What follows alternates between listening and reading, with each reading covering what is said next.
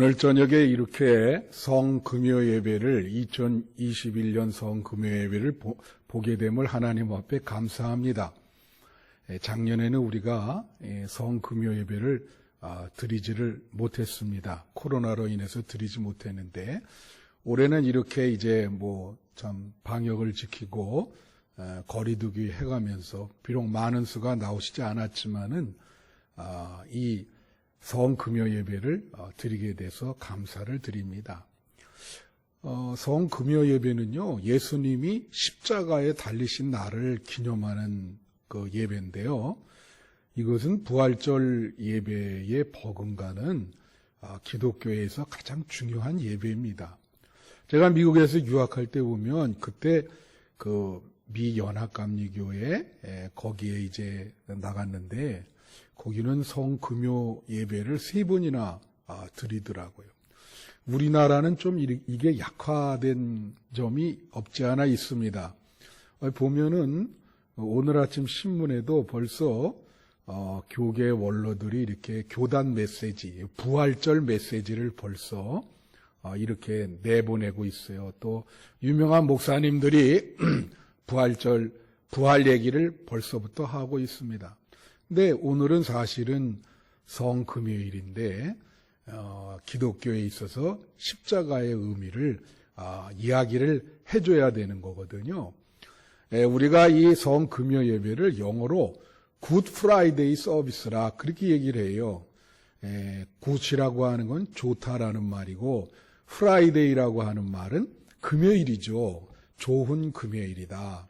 그 의미는 지구상에 여러 가지 그 지금까지 수천 년의 역사가 이루어졌지만은 오늘이 그 매일매일의 그 날 중에 제일 역사 속에서 좋은 날이다. 왜냐하면 예수님이 십자가를 지심으로 악마를 물리치고 악을 극복하시고 승리한 날이기 때문에 이 날이 좋은 날이다. 그렇게 그런 의미에서 우리가 굿 프라이데이라 그렇게 이야기를 하는 거예요. 그래서 우리 이 성금요 예배는 정말 우리가 아주 정성을 다하여 드려야 될 줄로 믿습니다. 여러분, 기독교의 가장 중심이 십자가와 부활입니다. 이 십자가 없는 부활은 상상할 수가 없어요. 기독교는 십자가요. 십자가는 곧 기독교입니다. 그만큼 이 십자가가 기독교 신앙의 중심에 있는 것입니다. 그런데 많은 사람들, 교회에 다니는 사람들조차도 예수님이 왜 십자가를 져야 되는지 그 십자가의 의미를 잘 이해 못하고 다니는 사람들이 많아요. 여러분, 우리가 십자가의 의미를 잘 이해 못하고 다니면 그러면 신앙생활에 큰 문제가 생깁니다. 이 복음서에서도 보면은 말이죠. 예수님이 십자가 지실 때 그 십자가 밑에 로마 군병들이 예수님의 옷을 제비뽑기 하면서 나눠 갖는 것을 볼 수가 있어요. 이 지금 인류의 구속이 일어나는 이 십자가의 능력, 그 십자가의 의미 앞에서 이들은 그걸 전혀 모르고 탐욕을 부리면서 예수님의 옷을 나눠 갖고 있습니다. 옛말에 난 놓고 기억자도 모른다. 그런 사람도 있지 않습니까? 우리가 교회 다니면서 혹시 이렇게 로마 군병처럼 탐욕 속에서 그 십자가의 의미를 잘 깨닫지 못하는 사람들이 있는지 한번 반성해 보게 됩니다. 오늘 본문은 이 고린도전서 1장인데요. 여러분 초대교회의 대표적인 교회가 고린도 교회입니다. 근데 이 고린도 교회에는 이 교회에 큰 심각한 문제가 있었어요. 그것은 왜 그러냐면 4가지 분파로 나누어서 싸우고 있었습니다.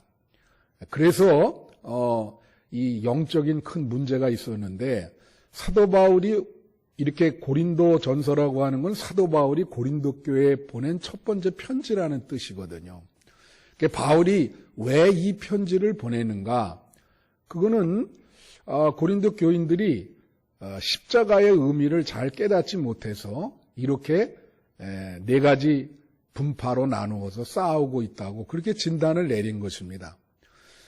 그래서 오늘 본문에 보면은 1장 17절부터 2장 5절까지 바울이 편지를 쓰면서 십자가 얘기를 그렇게 하고 있어요. 십자가는 하나님의 지혜고 십자가는 하나님의 능력이고 우리에게 구원을 준다. 그러면서 그 십자가 얘기를 서두에 꺼내는 것입니다. 그들이 십자가의 의미를 잘 모르고 신앙생활을 했기 때문에 교회에 그런 문제가 발생이 된 것이죠.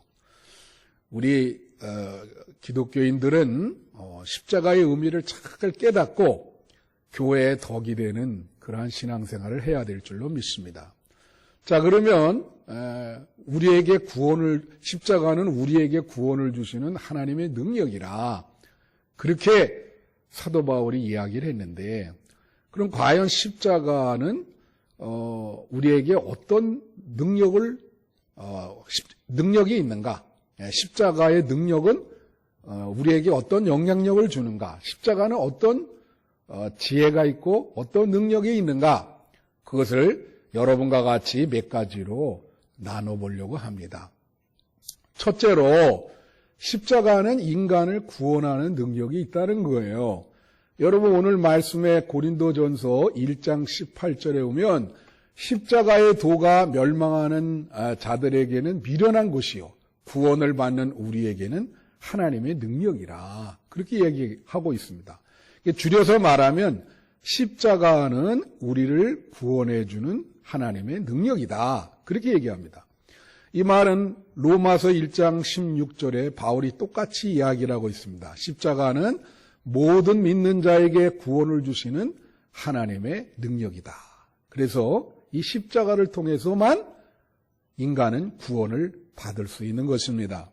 여러분 구약시대에 노아의 시대에 홍수가 났어요. 40일 40주야 계속 비가 와가지고 사람들이 막 살려달라고 난리를 칩니다. 막 살려주세요. 그렇게 하는데 그런 사람들이 다 이제 살 수 없었고 노아가 지은 방주에 들어간 사람만이 구원을 받았습니다. 바로 그 방주 속에 들어간 노아의 가족들은 멸망당하지 않고 구원을 받았죠. 여러분 2차 세계대전 때 독일 비행기가 영국을 많이 공습했거든요. 그때 영국에 벌써 지하에 지하철 같은 것이 있었는데 그게 방공호죠. 그 방공호로 피신한 사람은 거의 다 살았어요. 그래서 여러분 이 십자가는 바로 노아의 방주와 쉽게 말하면 방공호와도 같은 그런 것입니다. 글로 들어가면 살았듯이 십자가는 구원의 능력이 있는 것이죠. 이것을 오늘날 현대적으로 생각하면 노아의 방주는 교회라고 볼 수 있어요. 여러분 세상이 얼마나 힘들고 어렵습니까? 지금 코로나로도 어렵고 이 세상이 혼탁하고 할 때 교회에 들어오면 우리는 멸망당하지 않고 구원받을 수 있다. 교회의 정중앙에 십자가가 있지 않습니까? 그래서 그 십자가를 통해서 우리는 구원을 받는다. 성경 말씀에 의하면 오늘 본문에도 나오듯이 세상의 지혜와 세상의 철학으로는 우리를 구원할 수 없습니다. 오로지 십자가를 통해서만 구원받는 것이죠. 저희 어머니가 이제 돌아가시기 전에 마음에 이제 근심이 많았어요. 이제 천국 갈 수 있을지 이런 생각도 하시고. 그래서 제가 큰 십자가를 구입을 해서 우리 어머니 이 가슴에 이렇게 얹었습니다. 그래서 어머님에게 이 십자가를 이렇게 가슴에 품고 천국 가세요. 그렇게 말씀을 드렸어요. 그랬더니 아주 그 십자가를 꽉 붙들고 편안한 마음으로 천국에 가셨습니다. 십자가는 우리를 천국으로 구원하는 능력이 있는 것입니다. 그래서 다른 것이 없고 천하 만국에 다른 것이 없고 오직 십자가만이 인간을 구원할 수 있는 능력이 있다 하는 것을 명심하시기 바랍니다. 그 다음에 두 번째는 십자가는 인간으로 하여금 자기 죄를 깨닫게 하는 능력이 있다는 거예요. 여러분, 사람들이요 다 자기 죄를 깨닫지 못합니다. 그리고 자기 죄를 인정하지도 못하고 의식하지도 잘 못해요. 여러분, 예수님이 십자가 질 때 그 제자들 보세요. 제자들이 다 잘 사는 줄 알았거든요. 예수님이 십자가 질 때 십자가 앞에서 그들의 숨은 죄가 다 드러나고 그들의 그 죄된 모습이 만천하에다 드러나면서 그들은 다 도망갔습니다. 예수님을 배신도 하고 저주도 하고 그리고 그렇게 도망갔어요. 그 십자가를 통해서 그들의 죄가 이렇게 드러나고 그렇게 되는 것이죠. 여러분, 근자에도 말이죠. 그런 일이 있었어요. 이 임대차법 전월세 그 상한선 그 법을 발의한 두 분이 그 법 발의를 해놓고 그걸 시행해놓고 그게 시행되기 며칠 전에 다 전세금도 올리고 월세금도 올리고 참 이게 말이 안 되죠. 이게 사람이 다 그런 거예요. 이렇게 우리는 이분들의 모습이 바로 우리들의 모습입니다. 이런 위선을 우리가 다 갖고 있죠. 제가 여러분에게 말씀드렸듯이 원죄라고 하는 것은 내로남불입니다. 내로남불. 내가 하면 로맨스고 남이 하면 불륜이다. 그래서 말해요. 사람들은 말해요. 다른 사람의 죄는 아주 자기한테 잘 들어와요. 근데 내 죄는 잘 들어오지 않습니다. 그래서 사람들이 자꾸 다른 사람의 죄만 그렇게 공격하는 겁니다. 자기 죄는 의식이 안 되니까. 근데 우리가 십자가를 믿게 되고 십자가를 통해서 다른 사람과 나를 바라보면 달라집니다. 나와 다른 사람 사이에 십자가가 존재하면 그 십자가를 통해서 다른 사람의 죄는 내가 용서하게 되고 또 십자가를 통해서 내 죄를 이렇게 깨닫게 돼요. 십자가를 통해서 내 안을 바라보면요. 내 죄, 나의 부끄러움 이런 것이 깨닫게 됩니다. 근데 십자가 없이 나를 바라보면 아주 내가 의인처럼 보여요. 그래서 사람이 교만하게 돼요. 그러나 십자가로 나를 바라보면 내 안에 그 어두움과 그 숨은 죄된 모습들 그런 것들을 다 보게 돼서 사람이 겸손하게 되는 것입니다. 제가 부산에 있을 때 이제 대학에서 가르칠 때 말이죠. 항상 강의 시간에 떠드는 학생이 있었어요. 그리고 그날따라 어떤 학생이 안 떠드는데 갑자기 한 번 떠드는 학생이 있었습니다.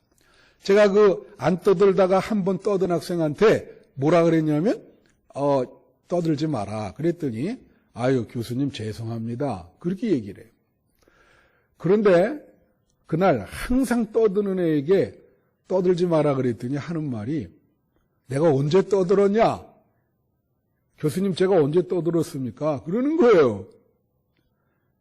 그 친구는 말이죠. 벌써 강의실에 들어가면 이 떠드는 태도 또 강의를 잘 듣지 않으려고 하는 그러한 모습으로 이미 그 모습이 비스듬히 이렇게 가 있어요. 쉽게 말하면 떠드는 게 그 학생의 존재 양식이야. 근데 그걸 깨닫지 못해요. 그러니까 사람도 마찬가지예요. 밥 먹고 죄만 지는데 그게 자기 존재 양식이기 때문에 깨닫지를 못합니다. 인정하질 않아요. 그렇지만 십자가를 믿게 되고 십자가를 통해서 자기의 안을 바라보면 자기가 죄인임을 인정하게 되고 자기 죄를 깨닫게 되고 그리고 십자가를 통해서 하나님께 용서받게 되는 것입니다. 그래서 십자가는 우리 죄를 깨닫게 하는 능력이 있다는 것이죠. 그 다음에 세 번째로 십자가는 인간이 하나님 앞에 나아가게 할 수 있는 능력이 있다는 거예요. 십자가는요, 하나님 앞에 우리로 하여금 나아가게 한다.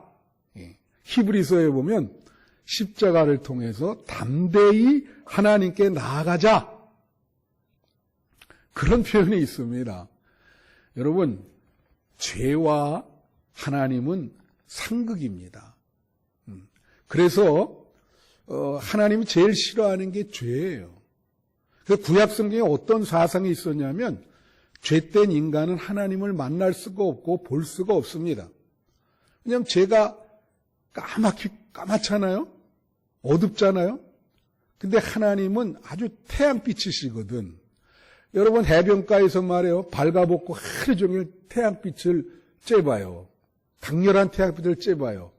그러면 피부가 다 그을리고 타서 죽습니다. 죄된 인간이 하나님을 만나면 불에 타서 죽어요. 그런데 우리가 옷을 입지 않습니까? 그 태양빛이 비춰도 그 옷이 가려주잖아요. 마찬가지로 그리스도의 십자가가 옷이 돼서 우리 죄를 이렇게 가려주고 우리 죄를 덮어주고 우리 죄를 용서해주고 해서 하나님과 만날 수 있다는 거예요.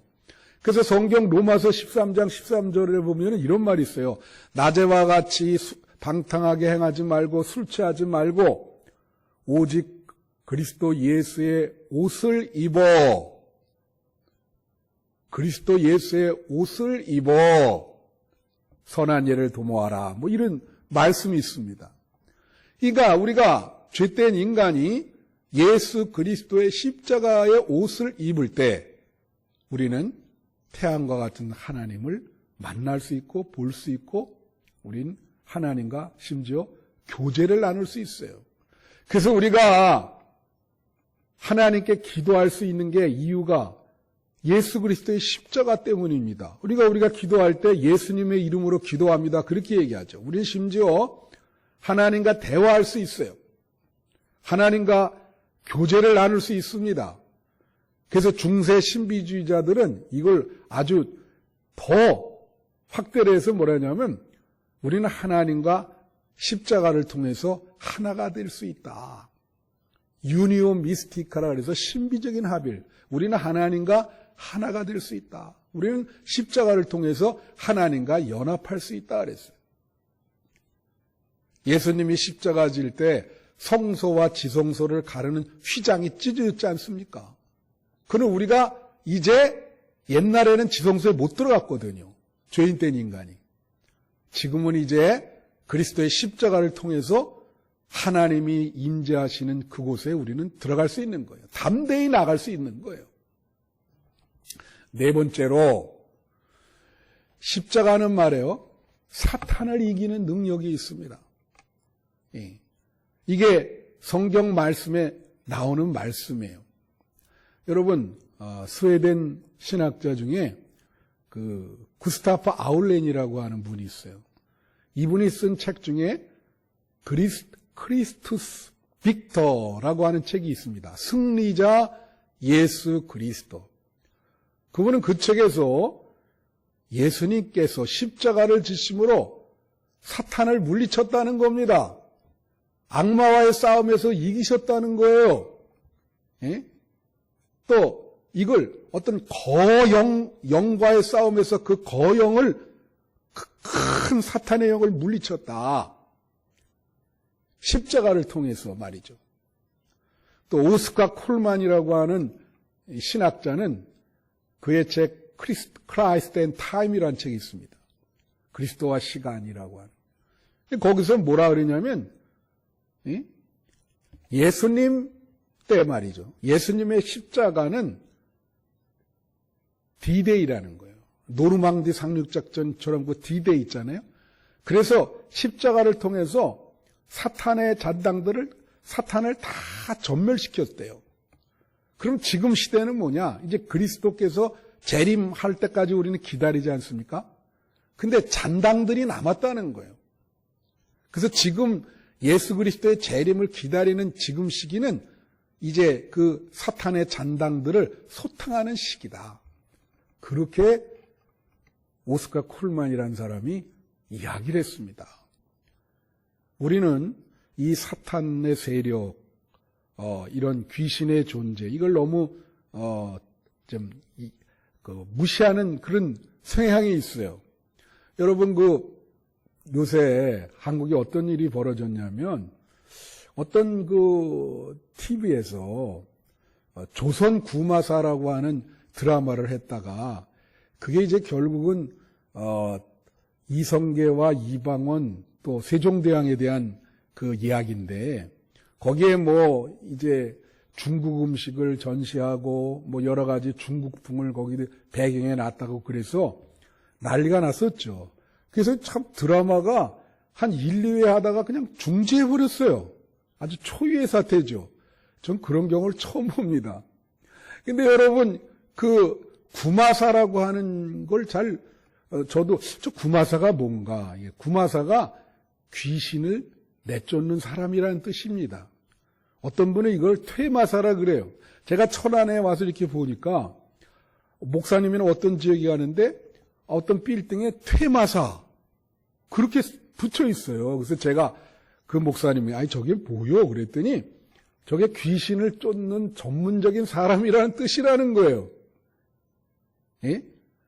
그래서 그게 이제 세상적인 방법으로 쫓는 거죠.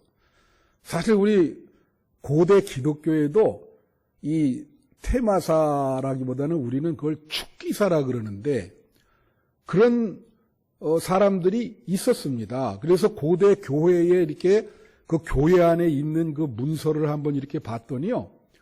우리 이제 큰 교회 같으면 거기도 보면 담임 목사가 있고 부목사가 있고 전도사가 있고 그런 쫙 계급이 있지 않습니까?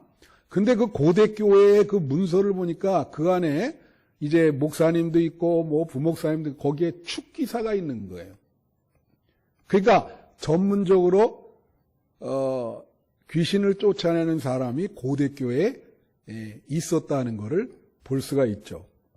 자, 이거는 좀 재미나는 얘기지만 요새 한국 영화에 그 좀비 얘기가 많이 나옵니다. 코리안 좀비라 그러는데 근데 이 좀비가 이제 귀신인데 그런 귀신 괴물 영화를 다루면 막 관객이 1000만 명 이상 막 들어가요. 그리고 세계에서 그걸 아주 좀 세계로 이제 퍼져가지고 흥행에 성공했어요. 그래서 그걸 우리가 K-좀비라 또 그렇게 얘기해요. K자를 붙여가지고. 서양 사람들이 K-좀비를 좋아한다는 거예요. 그래서 K-좀비를 수출하자. 네? 여러분, K-좀비와 서양 좀비가 차이점이 뭐냐면 K-좀비가 좀 더 인간적이고 그리고 사실적이라는, 인간에 가깝다는 거예요. 솔직하다는 거예요. 그게 다르다는 거예요. 근데 여러분, 이 K-좀비를 수출하는 방법을 한번 알아드릴까? 옛날에 말이죠. 일본인 목사님이 한번 한국에 오신 적이 있어요.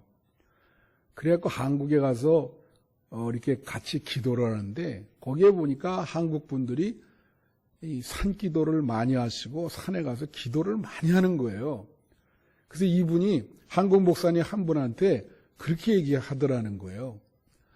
아, 제발 우리 한국 목사님들 산에 가서 좀 기도 좀 하지 마라. 왜냐 그랬더니 한국 목사님들이 산에 가서 기도를 많이 해가지고 그 한국 산에 있는 귀신들이 다 피해가지고 일본으로 도망와가지고 일본에 그렇게 귀신이 많다는 거예요. 아, 그러면 우리가 열심히 기도하면 이 귀신들이 다 해외로 그렇게 가는 거지요. 이제 그런 재미나는 그런 이야기가 있습니다. 그래서 조영원이라고 하는 분이 있는데 이분이 그 전국의 그 영험한 장소, 그런 거를 연구하는 분입니다. 제가 그분 글을 아주 흥미롭게 읽는데, 그분이 이런 얘기를 했어요. 조선시대에 귀신을 쫓는 사람들은 천둥번개신을 한테 그 힘을 받아야 된대요. 그래서 100일 동안 천둥번개신한테 지성을 들여서 그 힘을 받아서 귀신을 내쫓는다는 겁니다. 참 흥미로운 얘기죠. 여러분, 천둥번개가 치잖아요. 얼마나 파워가 셉니까? 근데 예수님의 십자가는 그 반대요. 예수님의 십자가는 그런 힘이 없고 오히려 연약하셔서 십자가에 달리셔서 피를 흘리셨습니다. 가장 연약한 모습이에요.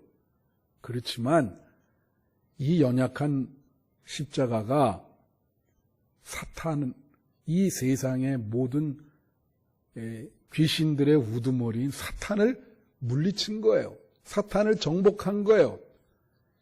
천둥번개신이 아무리 힘이 세다 그래도 예수님의 십자가한테는 못 당합니다. 연약한 십자가에 그들은 모두 이제 지게 되고 예수님의 십자가가 그걸 극복하고 사탄의 세력을 이긴다는 거예요. 마지막 5번째가 있습니다. 마지막 5번째는 십자가는 인간에게 마음의 평안을 주는 능력이 있다는 거예요. 여러분, 사람이 말이죠, 십자가를 마음에 품으면 인생을 대하는, 살아가는 태도가 달라집니다. 그래서 십자가는 사람을 견고하게 하는 그런 능력이 있어요. 이 포사이스라고 하는 그 미국의 신학자가 있는데 이분이 그 십자가를 세 겹줄에 비유를 했습니다. 세 겹줄. 삼중사역이다. 세 겹줄이 있잖아요.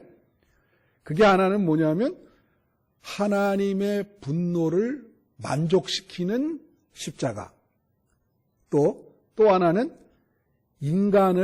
죄인된 인간을 거듭나게 하는 십자가. 그 다음에 세 번째가 뭐냐면 하나님과 인간이 인생을 승리하게 하는, 승리케 하는 십자가. 이걸 십자가의 3겹줄이 의미입니다. 여기에 거듭나게 하고 우리를 믿음으로 승리하게 한단 말이죠. 이 십자가는 우리 마음에 평안을 준다는 거예요. 예? 그래서 여러분, 그 성 프란시스코라고 하는 그 중세기의 유명한 성자가 있지 않습니까? 이제 그분에게 아주 재미나는 일화가 있는데 그분이 말이죠. 어느 날 그 하인이 우물에서 물을 뜨는데요. 깊은 우물에서 물을 뜰러 올리는데 올릴 때 가만히 보니까 그 물통 안에 나무가 이렇게 하나씩 있는 거예요. 나무가 하나 있어요. 아니 그래서 왜 물통에 나무를 그렇게 넣냐 그랬더니 그 하인이 설명하기를 이걸 그냥 끌어올리면 올라오다가 막 흔들리면서 물이 절반도 안 남는다 그러는 거예요. 근데 나무 하나를 거기다 집어넣으면 이게 흔들리지 않고 올라와서 많은 물을 얻을 수 있다. 그렇게 이야기를 하는 것입니다. 그래서 그걸 보면서 성 프란시스코는 예수님의 십자가를 생각했다는 거예요. 여러분, 인생은 물통과 같습니다. 우리는 물통. 그래서 이리 흔들리고 저리 흔들리고 불안해서 흔들리고 절망해서 흔들리고 좌절해서 흔들리고 이 코로나19 때문에 지금 얼마나 흔들려요. 근데 그 안에 십자가를 하나 넣어놓으면 흔들리지 않고 견고하게 잘 충만하게 견딘다는 거죠. 우리 마음에 십자가를 누면 그렇게 된다는 거예요. 여러분, 말씀을 마치면서 이 폴 틸리라고 하는 신학자가 회심을 이렇게 얘기했어요. 뭐라 하냐면 흔들리는 터전에서 흔들리지 않는 터전으로 옮기는 것이다. 여러분, 우리 삶이 얼마나 흔들리는 터전 위에 서 있습니까? 항상 가변적이고 모든 것이 상황이 어떻게 변할지 몰라요. 사람들은 불안해합니다. 이 코로나 때문에도 얼마나 불안합니까? 흔들리고 있습니다. 우리가 쓰고 있는 이 터전이 흔들려요. 일본에 지진 나는 거 보니까 얼마나 그 터전이 막 흔들립니까? 그 위에 서 있으면 어떻게 살아가요? 그런데 이렇게 흔들리는 터전 위에 있는 인간이 흔들리지 않는 터전, 그게 십자가 위에 서 있는 거예요. 십자가를 마음에 품은 거예요. 그런 분은 흔들리지 않은 터전 위에 서 있게 돼서 아주 견고하고 늘 마음의 평안을 얻고 어떤 일을 당하든지 믿음으로 승리할 수 있다고 하는 것이죠. 이 성금요일 예배를 맞이해서 예수님의 십자가를 묵상하시는 여러분 되시기를 바라고, 기독교는 시작도 십자가요, 과정도 십자가예요, 결과도 십자가입니다. 오래전에 로마의 사형수들이 죽었던 이 사형틀은 트린 십자가가 기독교의 상징이 되었습니다. 이것이 우리를 구원하는 것입니다. 여러분, 예수 그리스도의 십자가를 어려운 일이 있더라도 늘 바라보며 마음에 품으시는 여러분 되시기를 간절히 축원합니다.